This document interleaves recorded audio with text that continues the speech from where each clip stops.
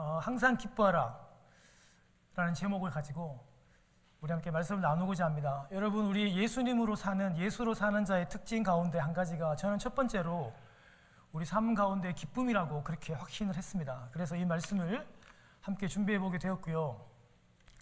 오늘도 저희들이 다 알잖아요, 여러분. 이 말씀은 우리가 신앙생활 오랫동안 해오면서 이미 암송도 다 한 말씀인데, 중요한 거는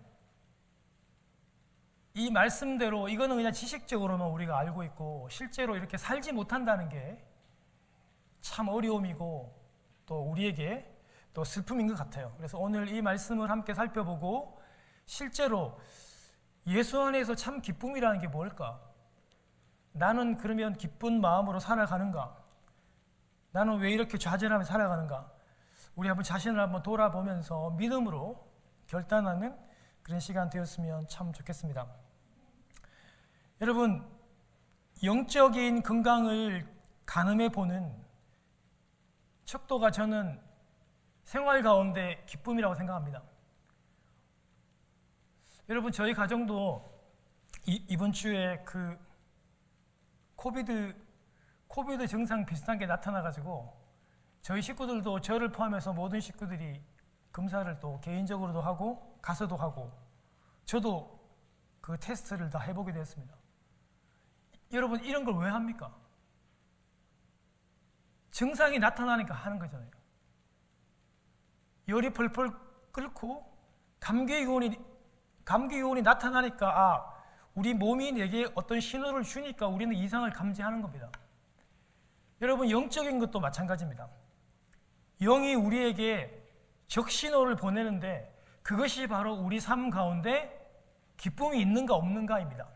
사랑하는 여러분, 예수님을 믿는다 하고 예수님과 함께 산다고 하시는데 내 삶 가운데 주님으로 인한, 말씀으로 인한, 묵상으로 인한, 찬양으로 인한, 예배로 인한 기쁨이 없으시다면 여러분 분명히 한번 돌아보셔야 돼요. 그거는 정상적이지 않을 수 있을 확률이 대단히 많습니다.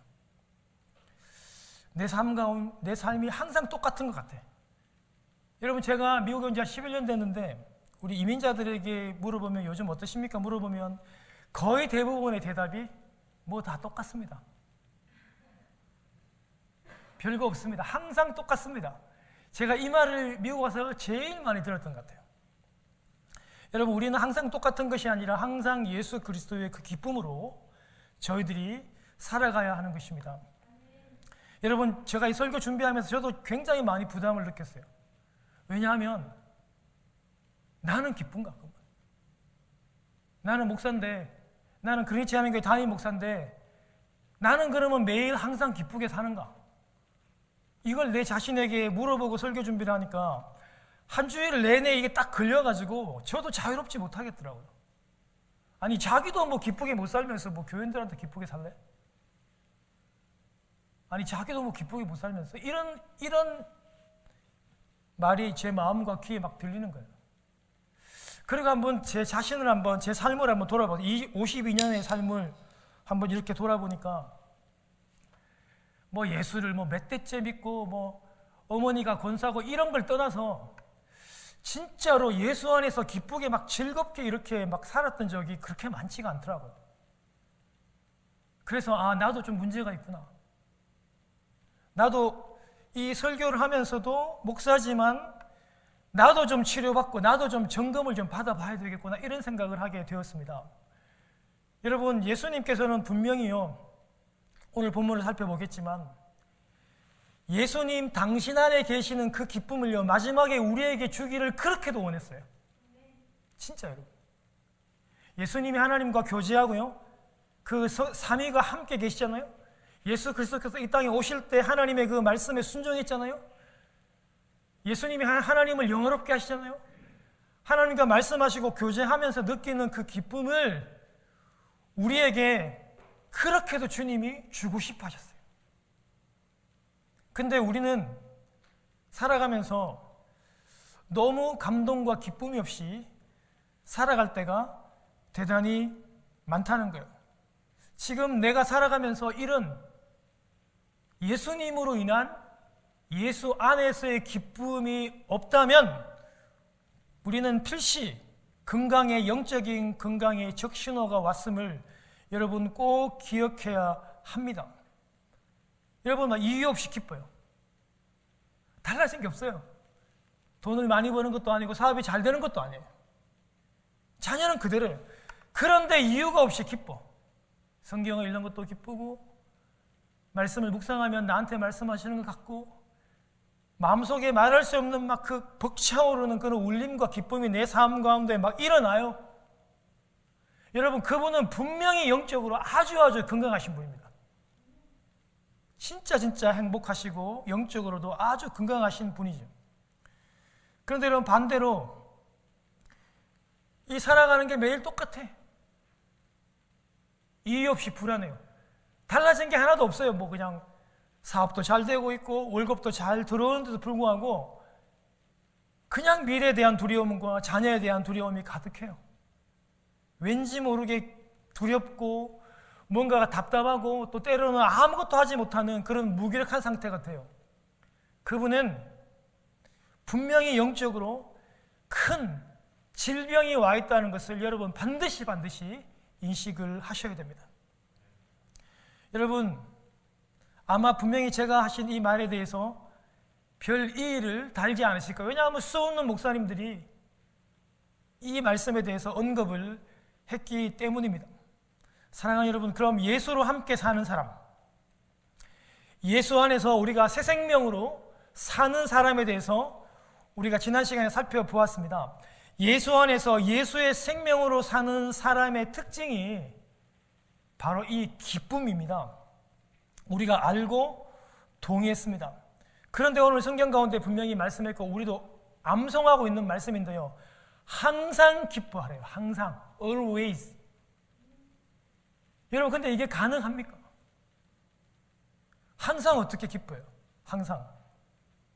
그것이 가능한가? 그러면 여기서 말씀하시는 기쁨이란 게 도대체 뭔가? 그럼 어떻게 하면 기쁘게 살 수 있는가? 오늘 저희들이 함께 이 짧은 시간에 함께 살펴보기를 원합니다.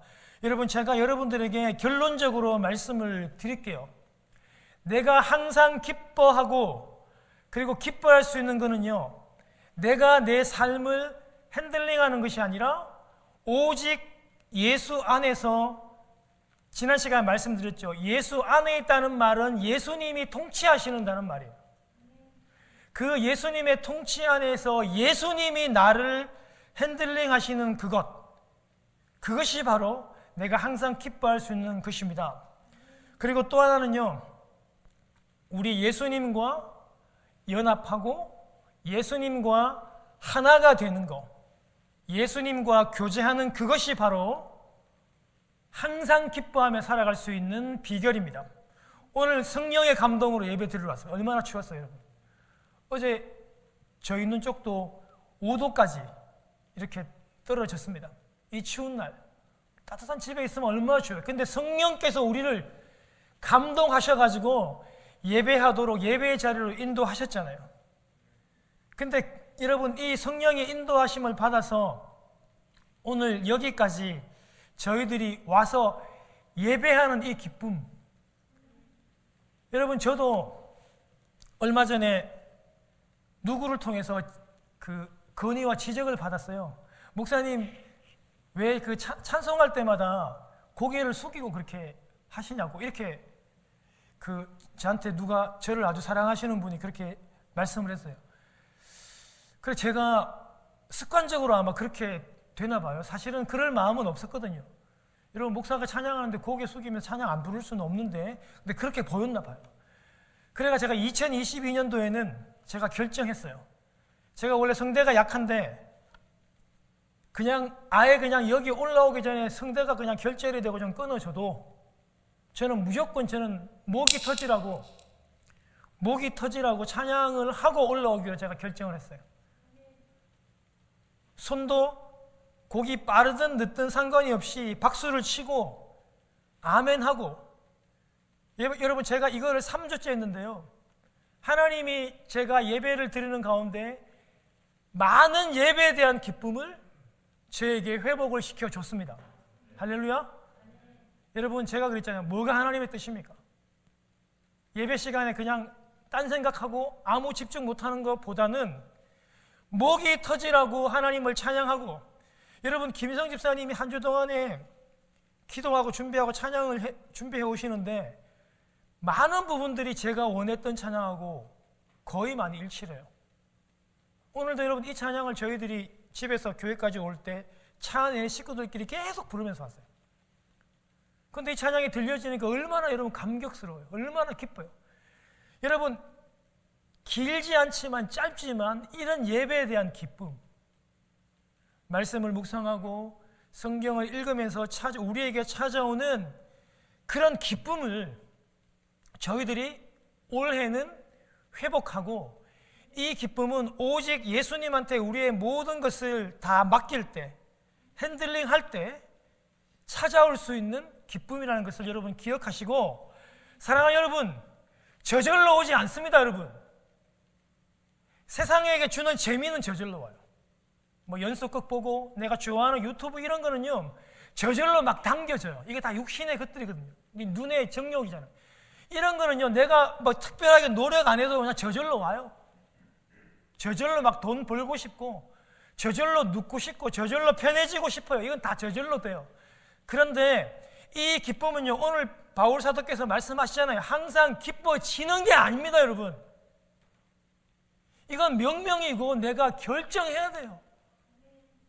이거는 내가 기뻐해야 돼요. 항상 기뻐하지 않으면 항상 기쁨은 저절로 찾아오지 않습니다, 여러분. 여러분, 첼로나 바이올린 같은 악기가 오늘날 시대도 여러분 한 대에 10만 불이 훌쩍 넘는다는 것을 여러분 알고 계시죠? 여러분 지난 교회 때 우리 그 청년 가운데 한 명 전공자인데 바이올린 하나가 뭐 13만 불인가 하더라고요. 여러분 좋은 고급 승용차를 늘 들고 다니니까 이 친구와 그 남자친구가 여러분 항상 이거를 보호하고 늘 안고 다니더라고요. 얼마냐 물었더니만 10만 불이 넘더라고요, 보니까.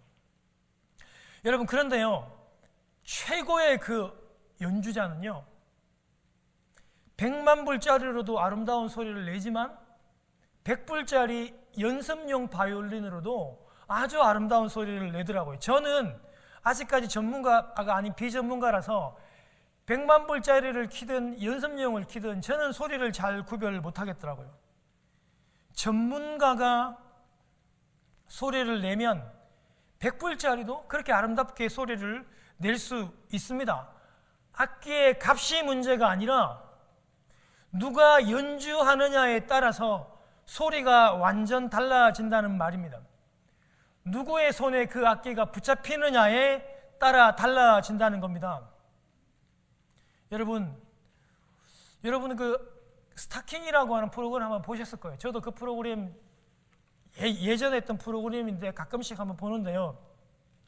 여러분 여기에 제독동포 박지혜 씨가 나와요. 여러분 한번 집에 가셔가지고 여러분 이분의 예수 잘 믿습니다. 우울증도 극복했고. 여러분 이 제독동포 박지혜 씨가 여러분 진짜로 이 바이올린 아름답게 잘 키시는 분이거든요. 그런데 독일 정부에서 이번에 500만 불 이상 하는 값을 치지도 못해요.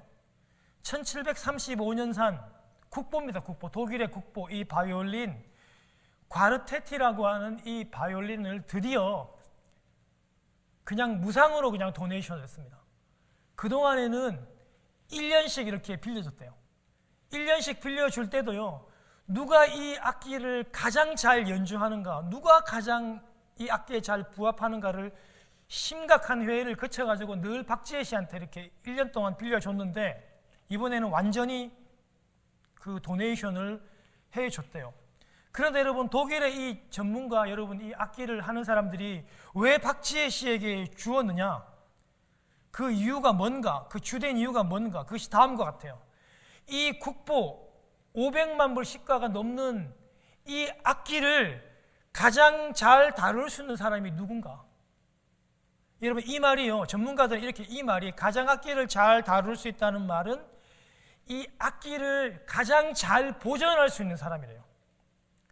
여러분 이 비싼 악기를요, 습도를 맞추고 온도를 맞추고 곰팡이가 피지 않게 벌레가 먹지 않게 여러분 완벽한 여러분 기계에 넣어서 보관하는 것도 참된 보관법이지만 그거보다 훨씬 더 좋은 보관법은 최고의 연주자가 이 악기를 계속 연주하는 게 가장 잘 보관하는 거래요.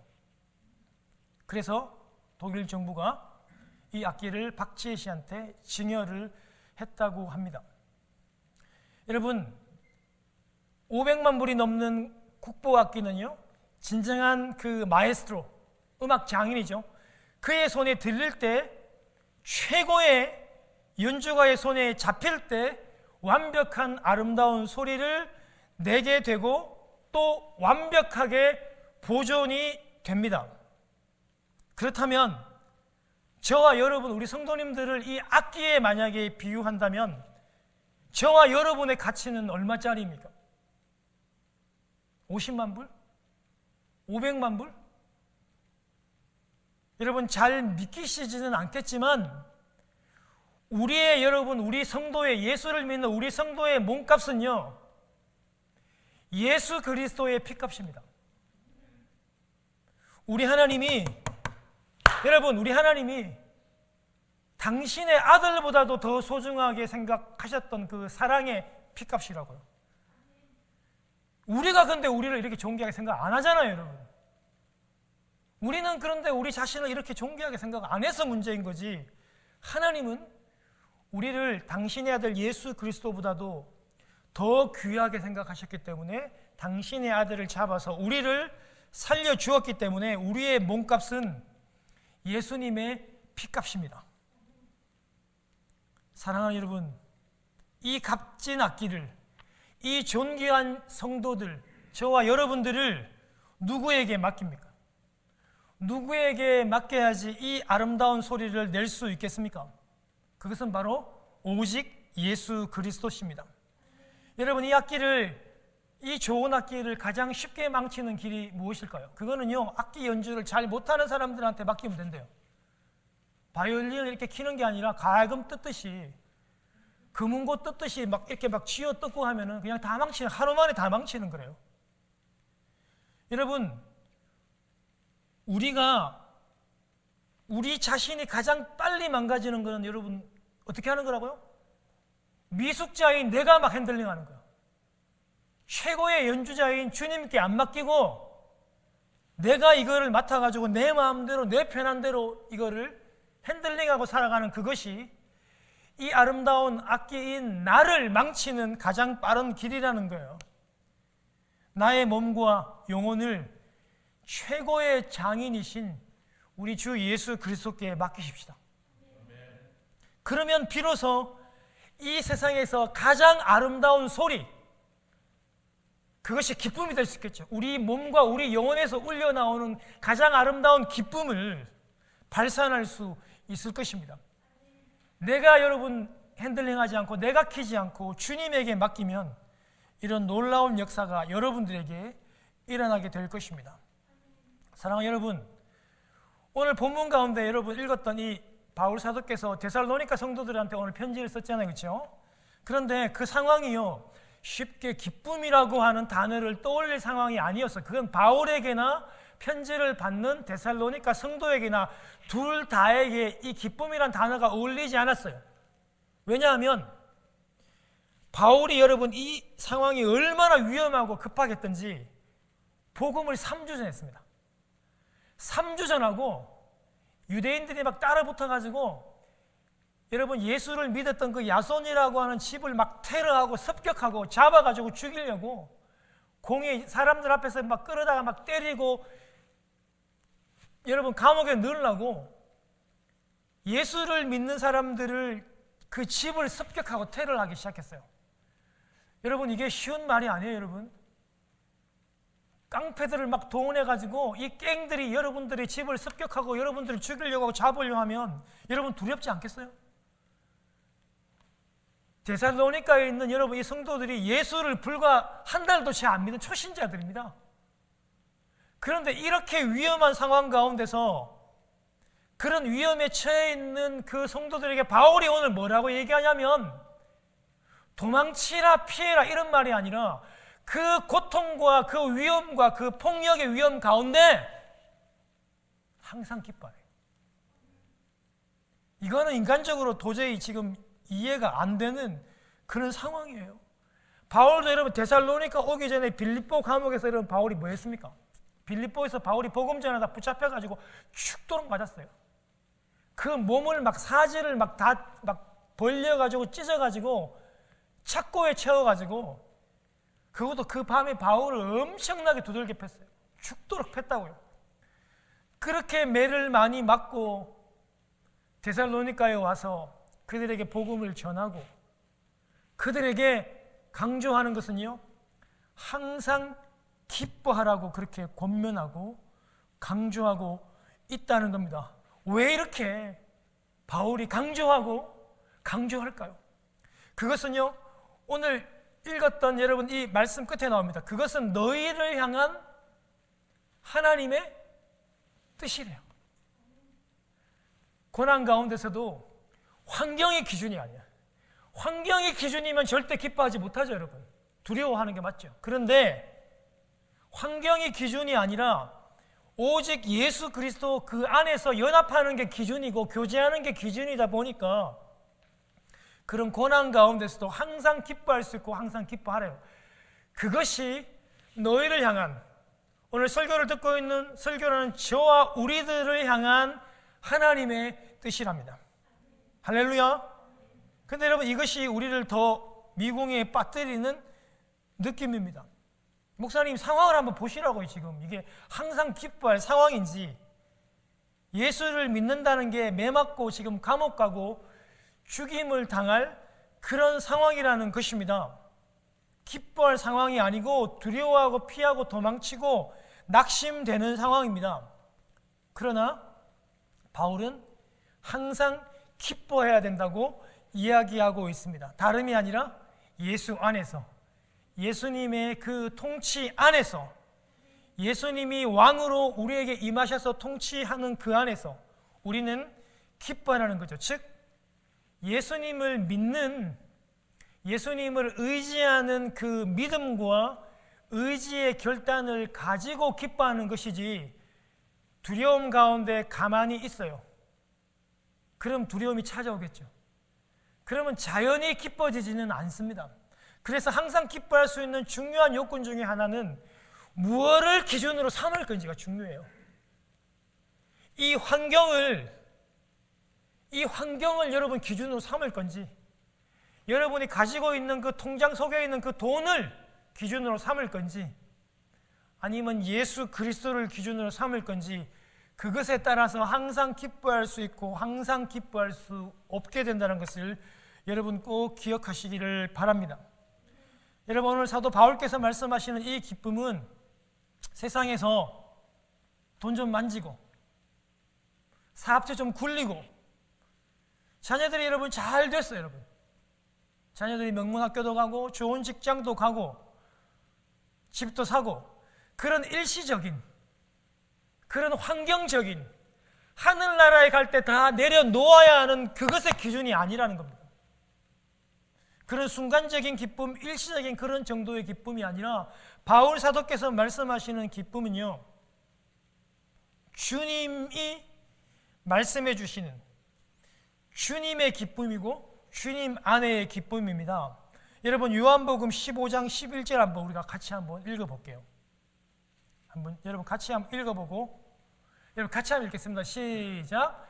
내가 이것을 너희에게 이름은 내 기쁨이 너희 안에 있어 너희 기쁨을 충만하게 하려 함이라. 여러분 이 요한복음 15장은요 우리가 잘 알고 있는 포도나무 비유입니다. 여러분 우리 신앙생활 다 하시면서 예수님의 포도나무 비유를 모르는 사람이 어디 있습니까? 다 알고 있죠. 여러분 예수님이 요 앞 절에서 이 포도나무 비유에서 예수님이 뭐라고 말씀하셨습니까? 예수님이 뭐라고 말씀하셨습니까? 예수님과 완벽한 우리와의 연합을 설명하면서 예수님은 나는 포도나무입니다. 나는 예수님은 포도나무라고 하고 너희는 뭐라고요? 너희는 가지래요. 그래서 여러분 포도나무인 그 예수님께 가진 우리가 어떻게 된다고요?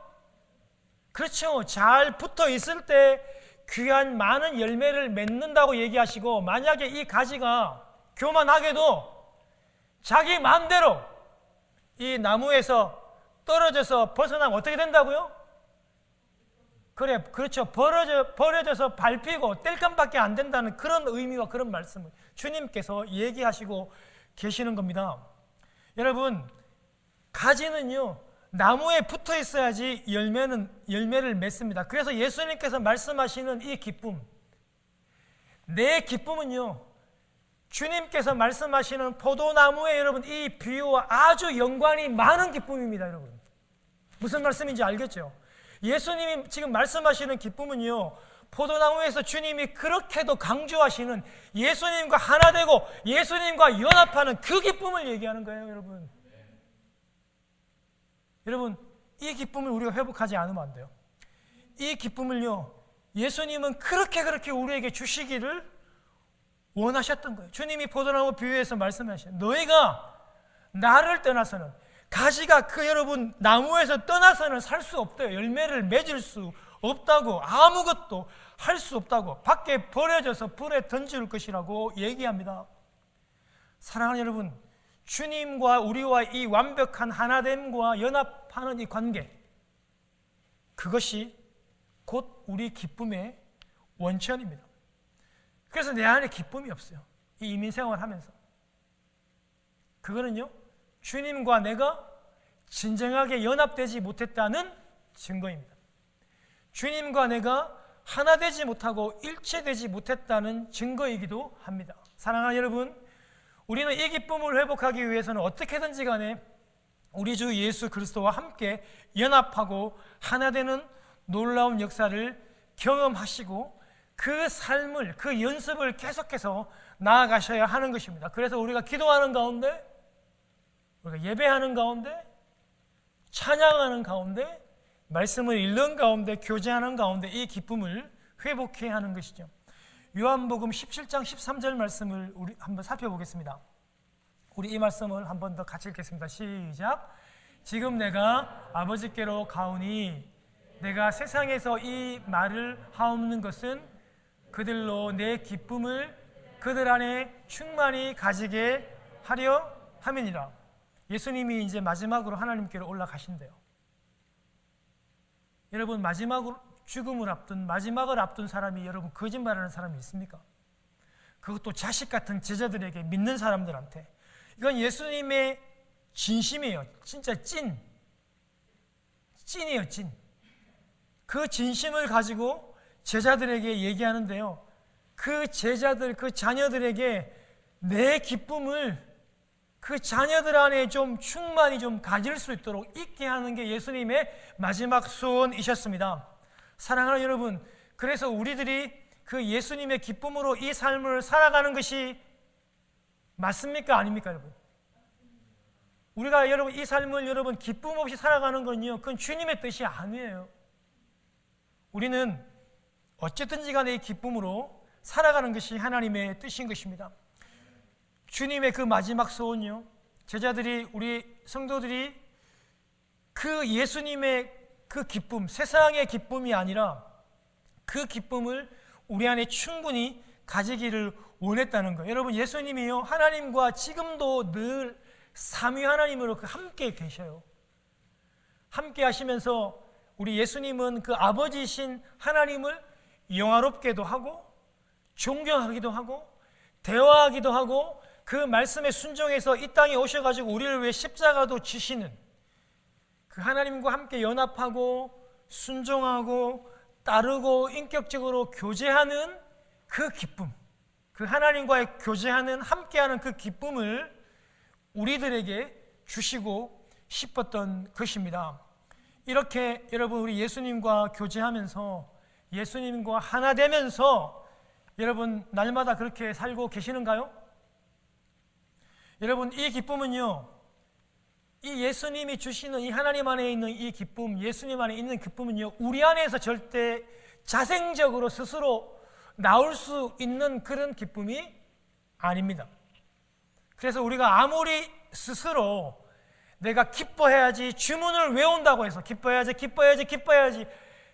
이 주문을 수천 번, 수백 번 외운다고 기뻐지는 것이 아닙니다. 왜냐하면 이 기쁨의 원천은 저와 여러분들이 아니기 때문입니다. 여러분, 이거는요, 돈을 좀 번다고 해서, 명예와 좀 근세를 가진다고 해서, 내가 좀 잘났다고 해서 찾아오는 그런 기쁨이 아닙니다. 오직 주님을 바라볼 때만. 우리 주님 바라볼 때가 여러분 지금 말씀을 읽을 때하고 집에서 말씀을 묵상할 때하고 기도할 때잖아요. 그렇게 주님을 바라볼 때와 또 주님과 교제할 때 찾아오는 그런 기쁨이고, 절대로 우리 인간 스스로가 만들 수 없는 기쁨입니다. 여러분, 이런 기쁨을요, 참 비유할 데가 없죠. 쉽지 않습니다. 이런 기쁨이 예수 안에 있는 기쁨인데, 이런 기쁨을 여러분, 우리가 어디에 비유하고, 이런 기쁨을 어떨 때 우리가 맛보고, 이런 기쁨의 느낌이 무엇일까? 우리는 늘 쉽지 않은 길들을 살아가고 있습니다. 그런데 저는요, 한 몇 가지를 설교를 준비하면서 한번 생각을 해보았습니다. 여러분, 우리 자녀를 다 키워보셨잖아요. 어린 자녀를 우리 키우고 젖을 물리고 분유를 주고, 여러분 품 안에 자녀들을 다 안아보셨잖아요. 우리가 이 자녀를, 우리 어머님들이 자녀를 키우고, 여러분 풍족하게 이 자녀가 젖을 먹고 우유를 먹고 세상 아무 걱정 없이 어머님의 품에서 그 어머님을 바라보는 그런 모습, 그런 행복, 그런 기쁨. 그런데 여러분, 그게 그 아이가 인지할 수 있는 인격적인, 아직까지 제가 들어서지 않았기 때문에 그 감정이 구체적으로 뭔지는 잘 몰라요.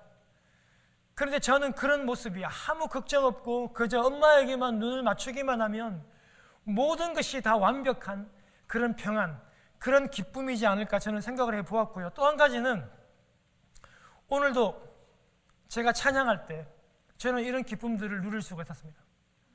어제도 계시고 오늘도 계시고 우리와 영원히 함께 하실 그 예수 그리스도, 그 하나님을 존귀하시다고, 우리가 그 계시록의 그 하나님 보좌 앞에서 하루 종일 영원토록 그 하나님을 거룩하다고 존귀하다고 고백할 때 생기는, 저는 오늘 예배 시간에, 찬양 시간에 느꼈던 그 기쁨, 저는 그 기쁨이 그 가슴 벅찬, 그 가슴 저 밑으로부터 차가오르는 그 벅찬 그 울림, 저는 그것이 저는 참 기쁨이라는 것을 저는 깨닫게 되었습니다.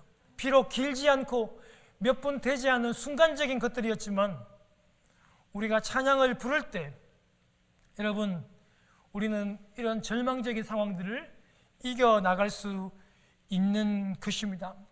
사랑하는 여러분, 우리 지금 다 큐티 하시고 또 성경을 읽지 않습니까? 여러분, 우리가 묵상하시다가 그런 날이 있잖아요. 하나님이 이 아침에 이런 말씀으로 내 마음속에 감동을 좀 주시는 것 같아. 나의 이런 잘못된 행동에 대해서 하나님께서 지적하시는 것 같아. 이 말씀이 어떻게 오늘 내 마음에 이렇게도 잘 맞지? 아마 그런 생각에서 밀려오는 그런 감동과 기쁨이 아마 여러분들에게 분명히 있었을 거예요. 저는 주님이 우리에게 주시는 그 기쁨이, 저는 이런 기쁨이라고 저는 확신합니다. 여러분, 그런데 오늘날 많은 성도님들이 이런 주님으로 인한 기쁨이 메말라 있다 보니까, 이런 기쁨들이 사라지다 보니까 오늘날 성도들이 이 기쁨, 예수 안에 참 기쁨을 만족 못하니까 자꾸 어떻게 한다? 이 기쁨을 대체할 수 있는 이런 모조품 기쁨에 자꾸 우리의 관심이 뺏기는 거예요. 이런 이미테이션 기쁨에 우리의 관심이 가 있다는 말입니다. 사랑하는 여러분, 진정 참 기쁨, 예수 안의 기쁨을 우리가 한번 회복하십시다. 여러분, 환경적으로 잘 갖추어져 있는 것에서부터 오는 그런 기쁨은요, 참 기쁨이 아닙니다. 그것은 그 환경이 다시 떨어지게 되면 그 기쁨은 금방 사라질 것이기 때문에, 환경적인 기쁨은 영원한 예수 그리스도의 기쁨이 아닙니다. 내 손에 잡히는 그런 물질적인 것, 권력적인 것, 좋은 직장, 자녀의 성공 같은 거는요, 일시적인 기쁨을 가져다 줄 수는 있지만 영원한 주님의 기쁨은 아니기 때문에 그것이 기준이 될 수 없습니다.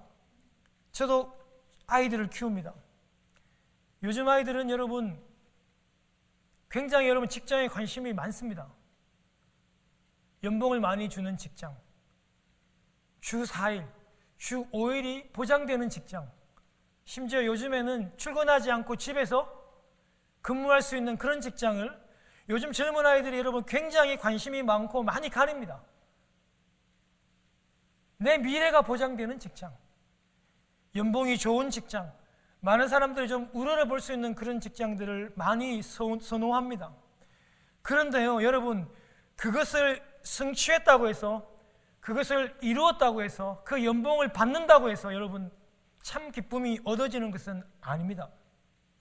여러분, 연세 드시는 분도 마찬가지입니다. 요즘에 여러분 한국이나 미국 이민사회 보면요, 어르신들이 요즘에 여러분 그 재산을 자녀들에게 안 물려주죠. 성사님 맞습니까?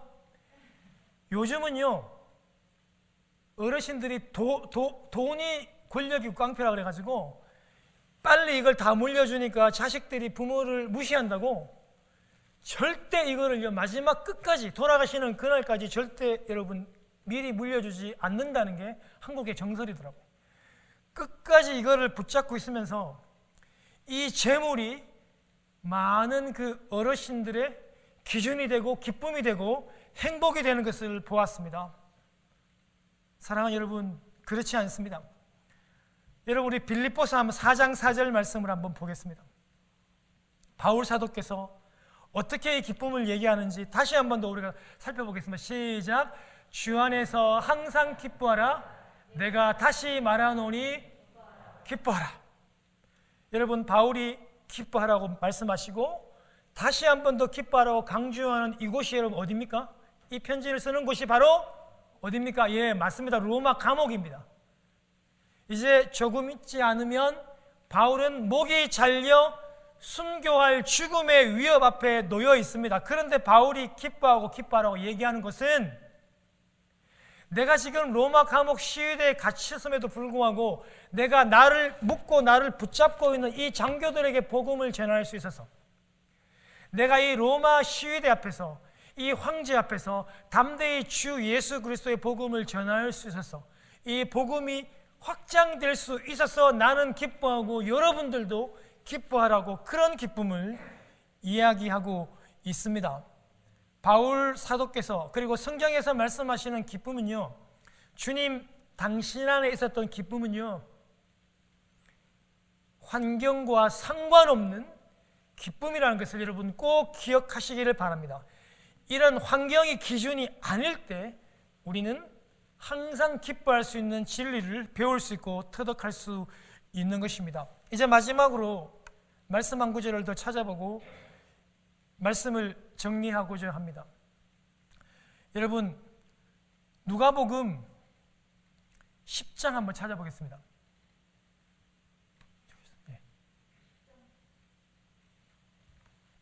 예, 우리 누가복음 10장에 보면요, 예수님께서 70명의 이 제자들을요, 그 각 동네마다 그 전도하러 이렇게 다 파송을 시키는 장면이 나옵니다.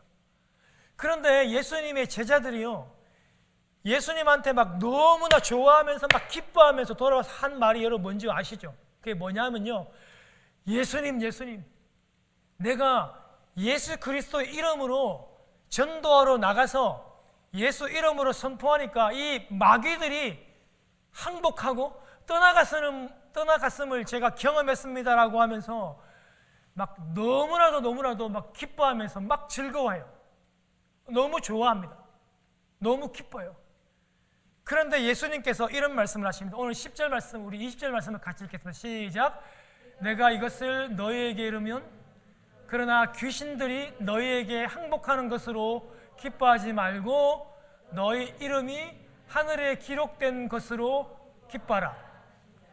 하늘나라의 그 생명책에 너희들의 이름이 기록된 그것, 하늘나라의 생명책에 이름이 딱 기록되어 있는 그것. 여러분, 이게 제가 한 말이 여러분 제가 지어낸 말이 아니잖아요. 하늘 생명책에 분명히 이름이 기록이 된대요. 예수님이 말씀하신 거거든요. 이백규 이렇게 서정수라고 기록이 된대요. 여러분, 그게 무슨 말입니까? 생명책에 내 이름이 기록되어 있다라고 하는 말은 내가 예수 그리스도의 생명을 소유했다는 말이잖아요. 아니, 내가 예수 그리스도 생명이 없는데 어떻게 생명책에 기록이 됩니까, 여러분? 사탄이 일시적으로 그 이름 앞에 굴복하는 거 여러분 기쁘죠? 그런데 여러분, 살아가다 보면 간절히 기도했는데도 불구하고 그렇지 않은 경우도 발생합니다, 여러분. 사단이 떠나가지 않고 계속 괴롭히는 경우도 있거든요. 사단이 계속 괴롭히니까. 그럼 그때는 어떻게 하실 거예요? 그럼 그때는 좌절하고 낙심합니까? 기뻐할 수 없습니까? 주님이 말씀하시는 겁니다. 그 환경으로, 그 일시적인 것으로 기뻐하지 말고 생명책에 내 안에 있는 생명 되신 예수 그리스도와 함께하는 그 기쁨으로 여러분 기뻐하라고 얘기합니다. 여러분, 우리가 너무나도 잘 알고 많이 기도하고 있는 하박국 4장 17절 18절 말씀, 우리 한번 마지막으로 한번 여러분 한번 읽어보겠습니다. 시작. 비록 무화과 나무가 무성하지 못하며 포도나무에 열매가 없고 감람나무에 소출이 없으며 밭에 먹을 것이 없으며 우리의 양이 없으며 외양간에 소가 없을지라도 난 여호와로 말미암아 즐거워하며 나의 구원의 하나님으로 말미암아 기뻐하리로다. 아멘. 여러분, 우리 하박국 선지자가 지금 좌절하고 절망하잖아요. 여러분, 그 잔인합니다. 아주 여러분 잔인한 지금 갈대아 바벨론 사람들이 쳐들어와서 모든 이스라엘을 전역을 완전히 썰어버릴 겁니다. 전쟁이 일어났습니다. 이제 막 포탄이 터지고 핵폭탄이 터지고 도시가 완전히 쑥대밭이 될 것입니다. 여러분, 우리 지금 전쟁의 소문들을 많이 보지 않습니까? 아프가니스탄도 보고 지금 여러분 여러 지금 이 지역에 전쟁이 일어날 기미들이 보지 않습니까? 포탄이 터져가지고 완전히 전쟁이 일어나서 아무 소출이 없어요. 아무 먹을 것도 없습니다. 여러분, 무화과나무, 포도나무, 감람나무에 밭에 소출할 아무것도 없고요. 우리의 양도 없고 외양간에 아무런 소도 없고 다 잡아가고 하나도 없어요. 그렇다고 해도 하박국은 난 여호와로 인해서 즐거워하고 그 구원의 하나님으로 인해서 기뻐할 것이라고 그는 고백하고 있습니다. 그 전쟁의 환경, 그 두려움, 소출할 것이 없는 그것에 여러분 기쁨을 둔 것이 아니고 하박국은 오직 하나님께 그 즐거움과 그 기쁨의 기준을 삼고 있기에 그는 이런 상황 가운데서도 절망하지 않는다라는 것입니다. 사랑하는 성도 여러분, 설교를 마치겠습니다. 여러분, 내 안에 기쁨을 생성해낼 존재가 우리는 아닙니다. 우리는 이 존재, 기쁨의 존재를 회복하기 위해서는 오직 기쁨의 근원 되시는 주 예수 그리스도를 바라보아야 합니다. 할렐루야. 그 기쁨의 근원 되신 예수 그리스도 안에서 교제하고 하나 되고 연합하고 살아야만 합니다. 그리고 이 환경에 좌우되지 않을 때 많은 사람들이 저에게 물어보겠죠. 아니, 우리 미스터 킴은, 아니 저 집사님은 아무 가진 것도 없고 아무 잘 되는 것도 없고 기쁨도 없어 보이는데 뭐가 저렇게 기쁠까? 뭐가 저렇게 행복할까? 그들이 우리에게 물어보잖아요. 베드로전서 3장 15절과 16절에 나와 있는 것이, 그들이 너희 속에 있는 그 소망에 관한 이유가 도대체 뭐냐? 너희 안에 있는 그 기쁨과 소망의 이유가 무엇이냐? 그들이 우리에게 물어볼 것입니다. 그때 성경은 말해요. 그 소망의 이유들을 말할 것을 어떻게 하라고요? 준비해 놓으라고 했어요. 오늘날 어떤 시대입니까? 세상이 교회를 걱정하는 시대입니다. 어떡하냐? 저 교회가 어떡하냐? 우리가 세상을 걱정하는 시대가 아니고 세상이 교회를 비난하고 걱정하는 이 시대에 여러분, 전도하기가 쉽지가 않아요. 우리에게 기쁨을 가지는 이것은 전도할 수 있는 좋은 기회일 수도 있습니다. 엄마, 아빠, 아니 뭐가 그렇게 기뻐? 우리 사는 거 뻔한데? 아버지, 어머니, 뭐가 그렇게 좋고 기뻐요? 자녀들이 그렇게 진지하게 물을 때 우리가 이 소망의 이유, 이 기쁨의 이유를 얘기할 수 있는 것입니다. 나의 모든 핸들링을 오직 주 예수께 맡기는, 그래서 우리의 영혼이, 우리의 몸이 가장 아름다운 소리인 기쁨의 소리를 낼 수 있는 여러분 되시기를 주의 이름으로 축원합니다.